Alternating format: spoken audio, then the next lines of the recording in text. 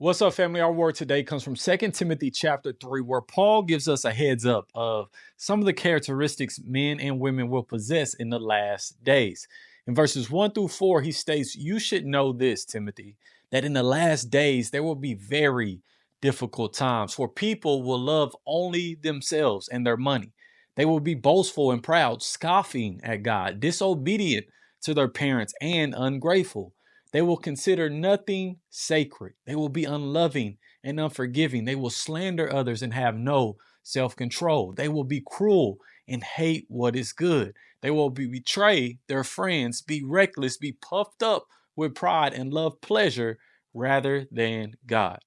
Paul gives us some characteristics that we as believers should definitely check ourselves on, right? A checklist to look over and ask ourselves if we are operating in any of these ways. Now, we are blessed that the Lord has left us his spirit that will convict us when we call ourselves operating in any of these characteristics. But I believe we need to be intentional when the spirit convicts us. I believe we can grow truly by being intentional and finding that time where we can analyze our behavior.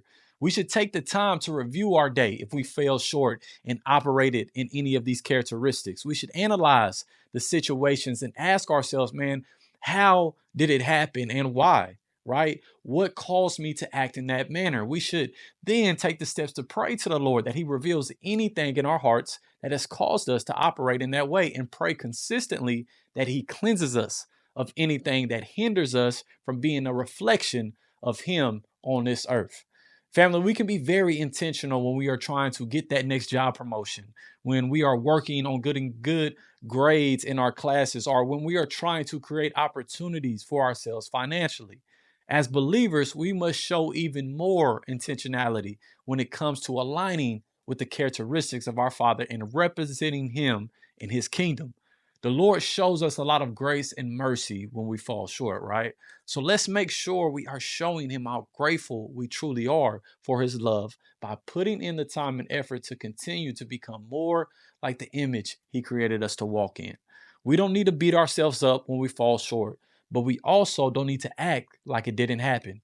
Let's be intentional, right? By analyzing ourselves, praying for forgiveness, making adjustments, growing in our word more, and praying to our Father for clarity on what we need to change, and also for the strength, knowledge, and discernment to be better the next time.